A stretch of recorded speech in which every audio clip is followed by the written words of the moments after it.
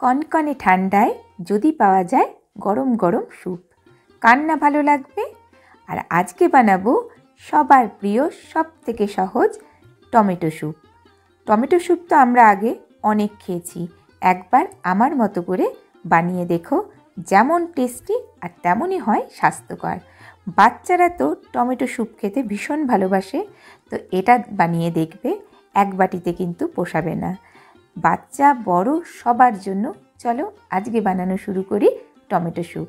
আমি অস্মিতা, সবাইকে ওয়েলকাম অস্মিতাস করায়।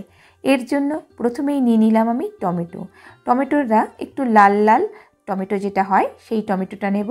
আর টমেটোটা যেন বেশ পাকা টমেটো হয় সেটা দেখে নিতে হবে। তা আমরা প্রথমে টমেটোগুলোকে আগে ছোট ছোট পিস করে কেটে নেব। আর চাইলে পরে টমেটো এমনি গোটা টমেটোটাকেও একটুখানি গরম জলে সেদ্ধ করে নিলে সেটাও কিন্তু হবে, তাহলে আর এরকম ছোট ছোট করে কাটতে হবে না। তো আমি টমেটোগুলোকে এরকম ছোট ছোট করে এক একটা 5টা 6টা পিস করে কেটে নিলাম। কেটে নিয়ে এটাকে এবার আমরা সরিয়ে রেখে দিয়ে এরপরে পরবর্তী যেটা আমরা কেটে নেব সেটা হলো বিট। এই স্যুপে বিটটা কিন্তু দারুণ লাগে, যেমন এর জন্য কালারটা ভালো হয় আর তেমনই এটা অনেকটা বেশি হেলদিও হয়ে যায়। তো এই বিটটাকে আমি একদম ছোট ছোট পিস করে কেটে নেব। যেহেতু বিট একটু শক্ত হয় তো সেই কারণে বিটটাকে একদম ছোট ছোট যতটা সম্ভব ছোট ছোট করে পিস করে আমরা কেটে নেব। বিটটা কাটা হয়ে গেলে পরে এটাও একটু তুলে নেব।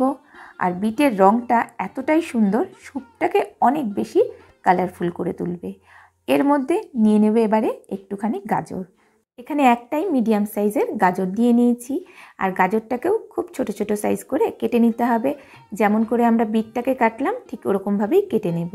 যেহেতু গাজরটাও একটু শক্ত না, এবারে নিয়ে নেব একটা মিডিয়াম সাইজের পেঁয়াজ এখানে খুব বেশি লাগবে না। তো এই পেঁয়াজটাকে জাস্ট ডুমডুম করে ছোট ছোট করে কেটে নেব। এরপর নিয়ে নেব রসুন। তো রসুনটাকেও খুব ঝিরিঝিরি করে কুচিয়ে নিতে হবে। আর রসুনের পরিমাণটাই এখানে একটু বেশি লাগবে। তো কাটার যে ব্যাপারগুলো ছিল মোটামুটি সবগুলোই আমার ভালো করে কাটাটা হয়ে গেছে।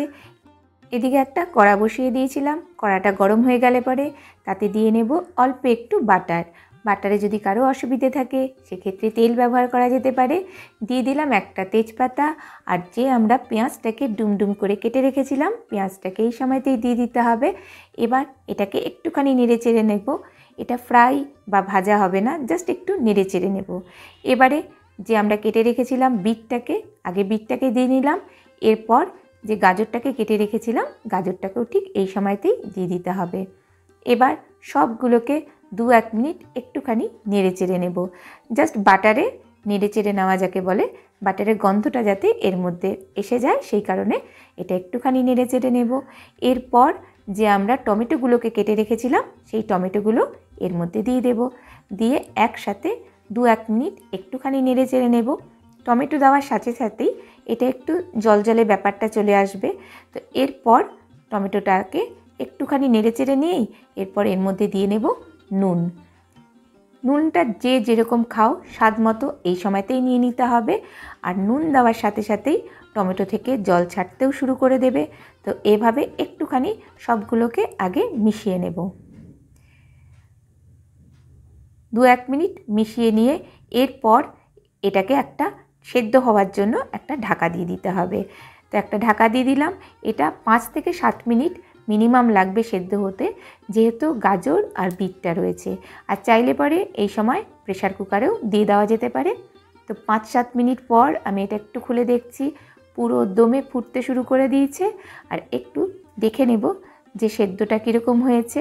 টমেটোগুলো কিন্তু পুরোটাই গলে গেছে, কিন্তু বিট আর গাজর এখনও কিন্তু শক্ত শক্ত আছে। এটা টমেটোর মতো তো গলে যাবে না। তো একটুখানি নেড়ে চেড়ে নিয়ে এবার এটাকে অফ করে দেব। ওভেন অফ করে দিয়ে এটাকে নামিয়ে একটুখানি ঠান্ডা করে নেব। ঠান্ডা হয়ে গেলে পরে এরকম একটা মিক্সি জার নিয়ে নেব। জারের মধ্যে পুরোটাই এবার ঢেলে দেব। আর এইটা কিন্তু গরম অবস্থাতে করব না, ঠান্ডা হয়ে গেলে পরে তবেই এটা মিক্সির মধ্যে নিয়ে নেব। এবার মিক্সিতে নিয়ে এটাকে একটা স্মুথ একটা পেস্ট বানিয়ে নিতে হবে। তো আমরা মিক্সিতে একটু ঘুরিয়ে নেব। এবারে দেখে নেব যে পেস্টটা কীরকম হয়েছে। তো আমরা দেখতেই পাচ্ছি খুব স্মুথ একটা পেস্ট তৈরি হয়ে গেছে।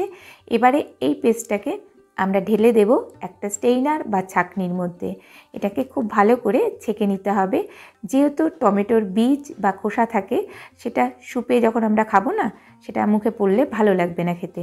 সেই কারণে এই কাজটা কিন্তু অবশ্যই করতে হবে, এটাকে ভালো করে ছেঁকে নিতে হবে। তো দেখতেই পাচ্ছি কত টমেটোর খোসা বেরিয়ে গেছে। তো এবার দেখো সুন্দর আমাদের একটা পেস্ট তৈরি হয়ে গেল। এবারে আবারও কড়াটা বসিয়ে দিলাম, দিয়ে আবারও অল্প একটু দিয়ে দেব বাটার। এখানেও তাই, বাটারে অসুবিধে থাকলে পরে সেক্ষেত্রে তেল ব্যবহার করা যেতে পারে। একটু বাটারটা চারপাশে লাগিয়ে নেব, যেহেতু পরিমাণটা কম না, তেলের ক্ষেত্রেও তাই পরিমাণটা কম তেল দিয়েই কিন্তু এটা করতে হবে। এবারে যে আমরা রসুনটা কুচিয়ে রেখেছিলাম, সেই রসুন কুচোনো এর মধ্যে দিয়ে দেব। দিয়ে রসুনটাকে একটু ফ্রাই করে নিতে হবে। ফ্রাই বলতে এখানেও তাই হালকা নেড়ে চেড়ে নেওয়া। এরপর যে আমরা পেস্টটা রেডি করে রেখেছিলাম টমেটো গাজর বিটের, এবার পেস্টটা পুরোটাই ভালো করে নামিয়ে নেব। আর দেখতেই পাচ্ছি কালারটা কত সুন্দর অলরেডি হয়ে গেছে। এরপর এটাকে একটু নেড়ে দেখে নেব যে কনসিস্টেন্সিটা কীরকম আছে। তো আমরা দেখতেই পাচ্ছি অনেকটাই কিন্তু ঘন। স্যুপ তো বেশি ঘন খাওয়া যাবে না, সেই জন্য আমরা এই সময় এখানে দিয়ে দেব জল। আর জলটা কিন্তু একদম গরম জল যেটা, সেটাই আমরা এখানে ইউজ করব, না হলে কিন্তু খেতে ভালো হবে না। তো আগে অল্প একটু দিয়ে দেখে নেব যে কনসিস্টেন্সিটা কতটা হয়েছে। আর যদি মনে হয় তাহলে পরে আরও একটু জল অ্যাড করব। তা আমার মনে হচ্ছে এখনও বেশ অনেকটাই ঘন হয়ে রয়েছে, তো সেই কারণে আমি আরও একটু জল এখানে অ্যাড করে দিলাম। আর জলটা না এখানে বলা যাচ্ছে না যে কতটা পরিমাণ, যখন এটা বানাবো না তখন এর কনসিস্টেন্সিটা দেখেই জলটা নিয়ে নিতে হবে। এবার এটাকে ফুটতে দিতে হবে মোটামুটি 3 থেকে 4 মিনিট। এটাকে ভালো করে ফুটিয়ে নেব। বাইরে থেকে যে আমরা গরম জলটা অ্যাড করলাম সেটা যেন ঠিকঠাকভাবে মিশে যায়। এরপর নিয়ে নেব জিরে ভাজা, খোলাতে জিরেটা ভেজে সেটা এর মধ্যে দিয়ে নিলাম। দিয়ে দেব এবারে কিছুটা গোলমরিচ গুঁড়ো, গোলমরিচটাকে থেতো করে সেটা দিয়ে নিয়েছি। দিয়ে এরপর দিয়ে নেব বিট নুন, জাস্ট অল্প পরিমাণ একটুখানি বিট নুন নিয়ে নেব। বিট নুন দিলে না এর টেস্টটা ভীষণ ভালো হয়। এবার সবগুলোকে একসাথে মিশিয়ে নিয়ে জাস্ট 1 থেকে 2 মিনিট একটুখানি নেড়ে চেড়ে নেব। আর দেখো এর কনসিস্টেন্সি আর এর কালার কতটা সুন্দর হয়েছে। আর স্যুপ সবসময় গরম গরম খেতেই কিন্তু ভালো লাগে। তো আমি এই সময় একদম ওভেনে অফ করে দিয়ে গরম গরম বাটিতে এরকমভাবে সার্ভ করে দেব। যদি চাও এর সাথে টোস্ট দারুণ লাগবে খেতে, এমনিই ভালো লাগে খেতে, তাও টোস্টটা দিলে এর সাথে একদম পুরো জমে যাবে। আর এইভাবে বাড়িতে একবার ট্রাই করে দেখতে পারো। আর এর সাথে সাজানোর জন্য না ওপর দিয়ে আমি জাস্ট একটা এরকম ধনেপাতা দিয়ে দিলাম। ওপর দিয়ে ধনেপাতা কুচিয়েও দেওয়া যেতে পারে, সেটাও কিন্তু খেতে খুব ভালো লাগে। আর বাড়িতে একবার এভাবে ট্রাই করে দেখো, আর কেমন হলো সেই ফিডব্যাকটা আমায় জানাবে। যদি তোমাদের এই রেসিপিটি ভালো লাগে তাহলে একটা লাইক দিয়ে দিও, আর আমার চ্যানেলটিকে সাবস্ক্রাইব করে রেখো। পরবর্তীতে আমি এরকমই সুন্দর সুন্দর হেলদি এবং টেস্টি রেসিপি, খুব সহজ যে রেসিপিগুলো হয় সেগুলো আমি তোমাদের সাথে শেয়ার করতে থাকবো। ভালো থেকো। এতক্ষণ ধরে আমার সাথে থাকার জন্য তোমাকে অসংখ্য ধন্যবাদ। নমস্কার।